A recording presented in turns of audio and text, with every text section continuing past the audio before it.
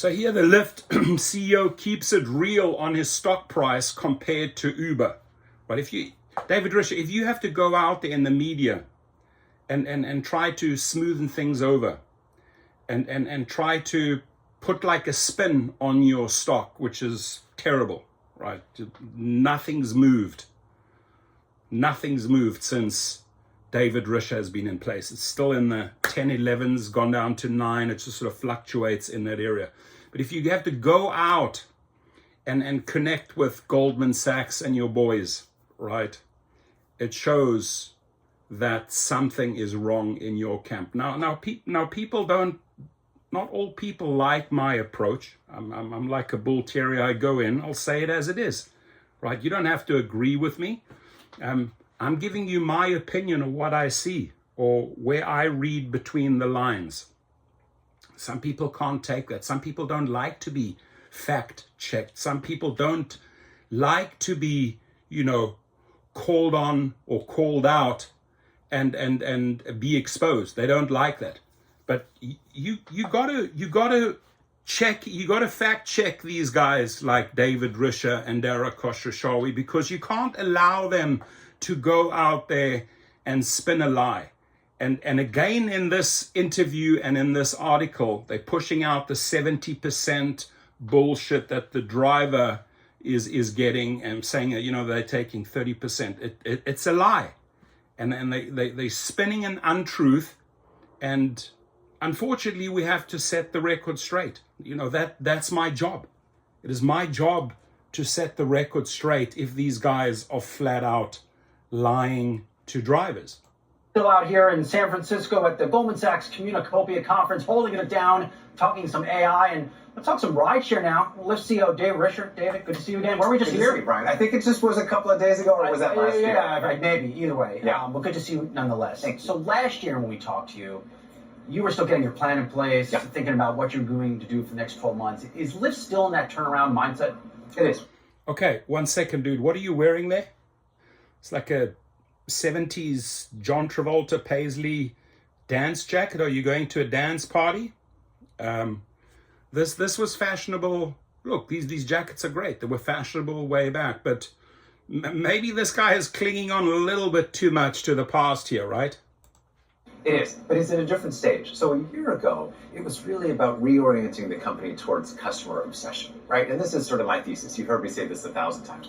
Customer obsession drives profitable growth. So what does that look like over the last year? We've lowered prices. We've gotten our driver pay in line.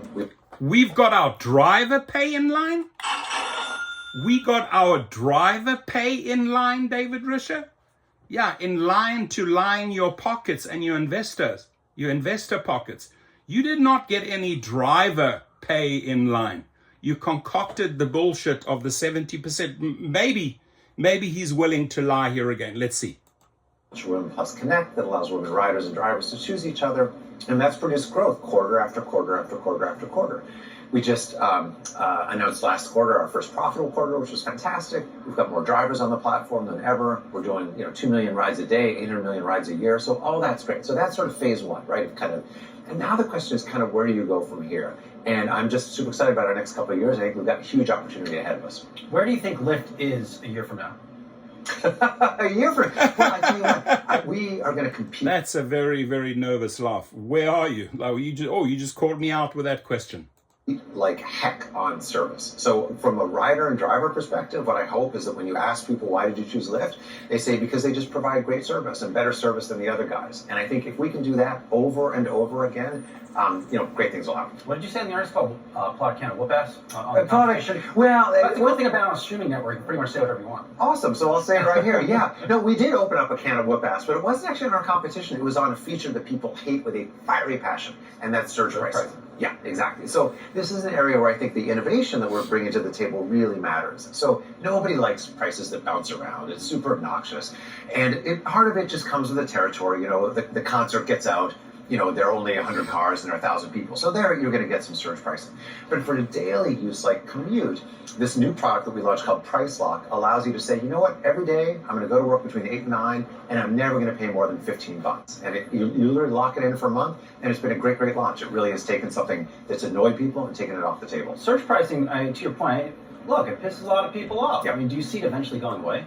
I don't think it'll ever go away entirely, because remember what happens when prices surge. Basically what's going on behind the scenes is we're paying drivers more to drive right then. Maybe it just started raining. As I say, maybe a concert event just cut out. So a lot of it is just that, and that you probably won't get away from. But what we can get away from are the more predictable times. Like, we know what's going to happen with commute every day. And the more people who sign up for price lock, the more signal we get about where there's going to be demand and when. So that really allows us to sort of even it out and take it off the table.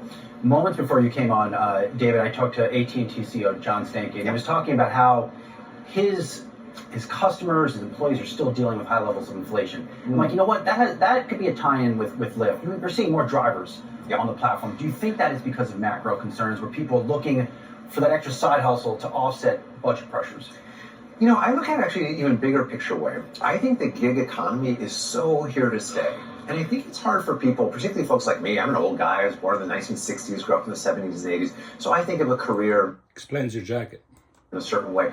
Today's workforce is so much more about, I have work, I've got maybe another side hustle, I've got personal obligations, I've got free time. And so while I think, yes, there is a little of that for sure. I mean, when the economy stumbles, in fact, just on the second, for another second, there are macro economists who think that the gig economy is actually an incredibly important, almost sort of pressure relief valve. You know, it allows people to sort of cycle in and out of the sort of, you know, let's say you lose your job and you can sort of cycle into gig, and then you can kind of go back into a full-time if that's what you want.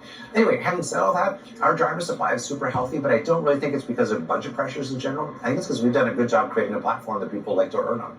I love that you study travel from airports. And the other undercurrent here at this conference is that things have seemed to slow down a little bit in the economy. What are you seeing with trips leaving from airports? Because we have heard from travel companies that things have slowed down a little bit. So it's so interesting you bring that up. It's one of the use cases we look at very carefully, and we actually had seen some of that earlier in the summer. In fact, we mentioned that on our last earnings call.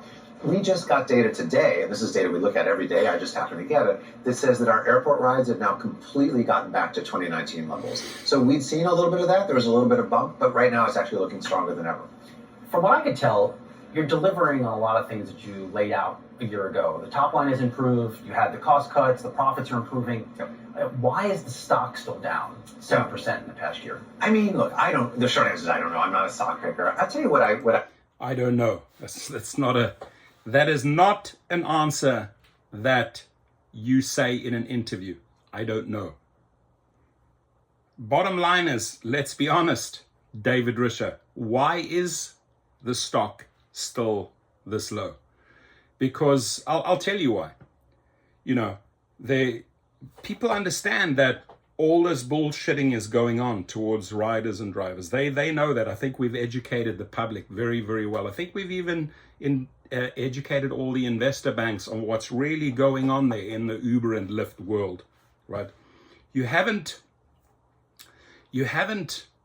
provided remarkable results, David Risher. If anything, you've done the copycat model. You're still stuck in the United States and Canada. You haven't expanded further. You got to have an answer when the guy goes like, listen, why did the stock not improve under your leadership? You know, let's face facts. Maybe you're not the right leader for this. Maybe they don't have any confidence in you.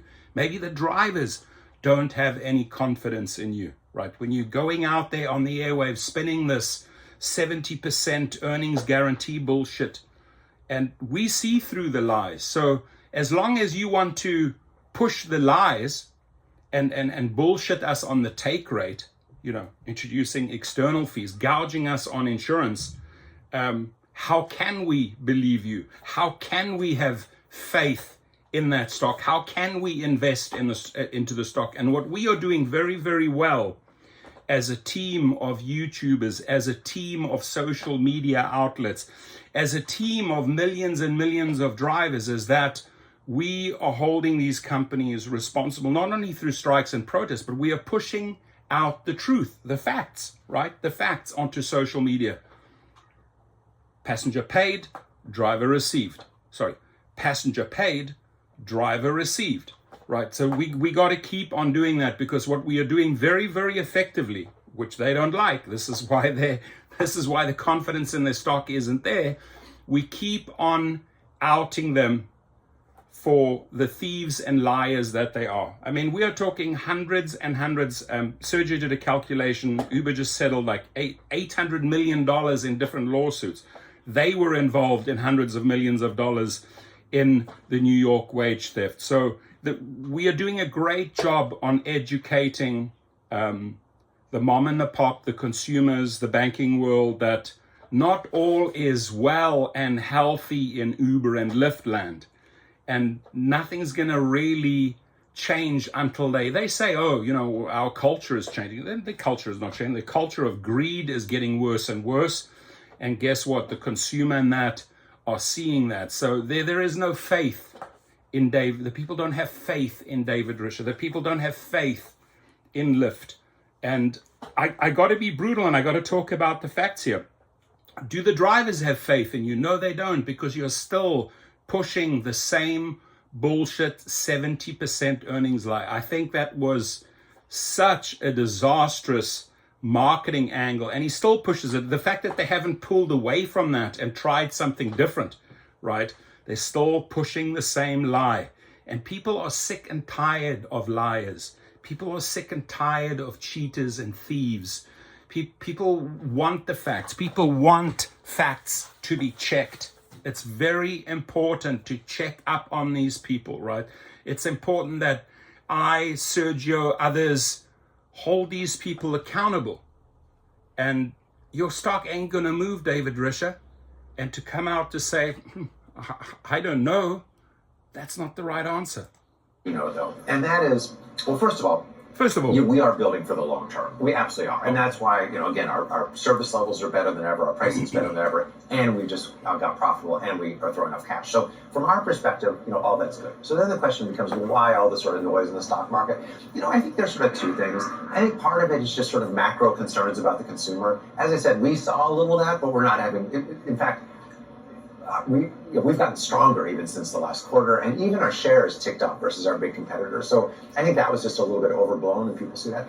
I think also there's a lot of interest in the world and what happens in the world of autonomous vehicles, and whether that's going to be good for us or bad for us. I think it's going to be great for us. I think it's going to bring new supply and, frankly, bring an experience onto the platform that a lot of people will find pretty cool. I think people are going to want to rent out their cars, or does Tesla have the right model of robo-taxis? I mean, I don't know. You know, we'll have to see what they say. I think, look, if that becomes an interesting model, that's something we're going to be super excited about, right? Remember, we have 1.4 million people who drive on the platform every year. Every single one of those, we have to onboard, we have to pay, we have to offboard when they don't want to anymore, and all that. So we know how to do that at scale. So if people want to put their AVs on our platform, that's great. That's what we're going to make easy. But anyway, I think that's a little bit of a, you know, uncertainty in some people's minds. But the truth of the matter is, I mean, when I look at 5 years, Rideshare is going to be so much bigger even than it is today. Kids today, it's not about getting your first driver's license anymore. Old people today, it's not about please take the car. It's, you know what, the keys. It's I can still do what I want to do. So I'm very, very bullish both on our position but also on the overall industry, even if there's bouncing somewhere. Lyft CEO David Risher, good to see you again. Good to see you again. Good to hear your lies again, David Risher. Thank you for coming on the show and spinning your same bullshit. But guess what? Your stocks still remain low. Your comments, please.